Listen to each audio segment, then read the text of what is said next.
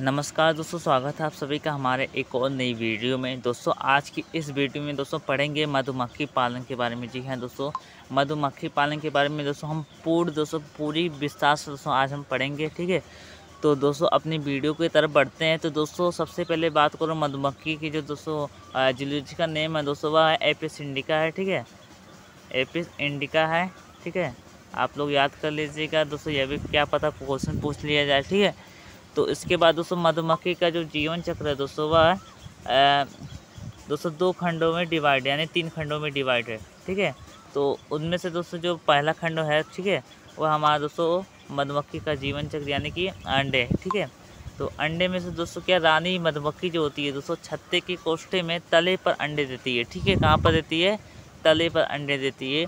ये अंडे 2 तरह के होते हैं, एक निषेची अंडा और एक अनिषेचित अंडा। ठीक है, निषेचित अंडों से क्या निकलता है? रानी मधुमक्खी निकलती है। ठीक है, और अनिषेचित अंडों से मधुमक्खी मतलब कि नर मधुमक्खी निकलता है। ठीक है, अब आगे चलते हैं। तो दोस्तों जो शिशु कोष्ठक में जो रानी मधुमक्खी होती है वह दोस्तों 2 अंडे देती है और जो मतलब कोष्ठक में खड़े रहते हैं। ठीक है, इसके साथ ही दोस्तों अंडे की अवस्था 3 दिन होती है। जी हाँ दोस्तों, अंडे जो होती है वह दोस्तों 3 दिन तक रहते हैं। ठीक है, अब अगला जो हमारा दोस्तों हमारा वह है इल्ली। ठीक है, अंडे के बाद दोस्तों मधुमक्खी का अगला जो पार्ट होता है दोस्तों वह होता है इल्ली। ठीक है, तो इल्ली दोस्तों 3 दिन बाद अंडे से हल्का पीलापन, ठीक है, लिए सफ़ेद रंग की इल्ली निकलती है।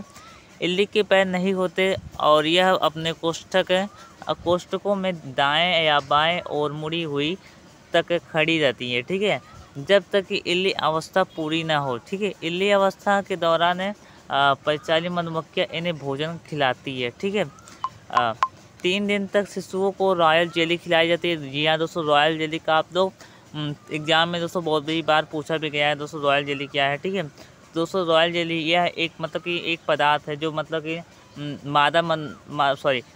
रानी मधुमक्खी के, ठीक है, उदर से निकलता है यानी स्रावित होता है। ठीक है, रॉयल जेली होता है। तो इसके पश्चात रानी तथा रानी नर व कमेरी मधुमक्खी के शिशु का भोजन अलग अलग हो जाता है। रानी मधुमक्खी का जेली कमले तथा नर मधुमक्खी यहाँ भोजन खिलाया जाता है। इसी प्रकार विभिन्न जातियों के शिशु अवस्थाओं में समय समय पर अंतर है। अब अगला जो आता है दोस्तों हमारा वह आता है हमारा प्यूपा। अब प्यूपा क्या है दोस्तों, इसके बारे में देखेंगे दोस्तों। इल्ली अवस्था के बाद जो अवस्था होती है उसे प्यूपा बोलते हैं। प्यूपा अवस्था के बाद मधुमक्खी शिशु बंद कोष्ठकों में प्यूपा अवस्था में पड़े रहते हैं। इस अवस्था के दौरान शिशु भोजन नहीं खाते हैं। इस अवस्था में इल्ली व प्रौढ़ के आगे विकसित होते हैं। रानी प्यूपा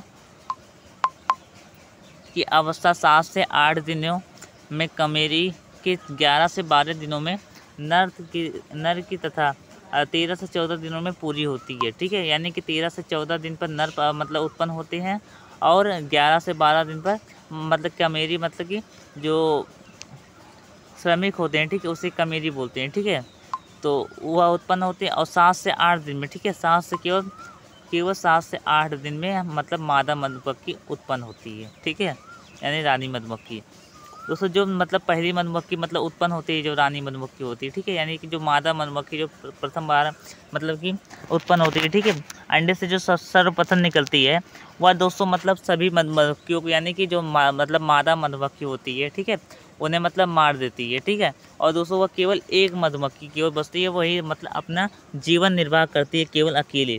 ठीक है, अब मैं बात करूँ दोस्तों जाति निर्धारण प्रक्रिया की।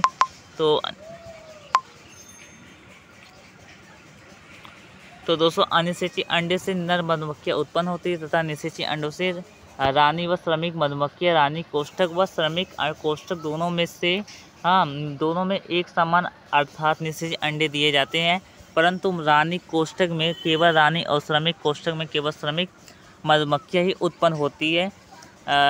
जब हम श्रमिक कोष्ठक से अंडे लेकर उसे रानी कोष्ठक में रखे देते हैं तो उससे रानी ही उत्पन्न होती है, और जब रानी कोष्ठक से अंडा लेकर उसे श्रमिक कोष्ठक में रख देते हैं तो उससे श्रमिक मधुमक्खी ही उत्पन्न होती है। जब हम श्रमिक कोष्ठक से 3 दिन से कम, ठीक है, पुरानी इल्ली लेकर रानी कोष्ठक में रखते हैं, ठीक है, तो उससे रानी मधुमक्खी ही उत्पन्न होती है। ठीक है, इससे स्पष्ट है रानी व श्रमिक मधुमक्खियों, ठीक है, श्रमिक कोष्ठकों में रखे अंडे व 3 दिन से कम, ठीक है, कि इल्लियों में कोई महत्वपूर्ण अंतर नहीं है। अंतर इल्ली में तीसरे दिन से प्रारंभ होता है, ठीक है। जब उनको दिए जाने वाले भोजन में अंतर होता है, रानी व श्रमिक मधुमक्खियों को दिए जाने वाले भोजन में न केवल मात्रा संबंधी अंतर होता है बल्कि गुणात्मक अंतर भी होता है, ठीक है। इस प्रकार से दोस्तों जो अगला हमारा वह है दोस्तों हमारा मधुमक्खी परिवार संगठन, ठीक है।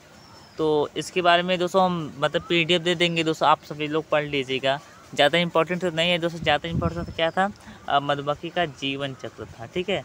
तो उसके बारे में दोस्तों हम बना दिए हैं, ठीक है, वीडियो उसके बारे में हम खूब डिटेल्स में बता दिए, ठीक है। तो दोस्तों आशा करता हूँ वीडियो अच्छा लगा होगा दोस्तों। अगली वीडियो में मिलते हैं, तब तक के लिए जय हिंद जय भारत।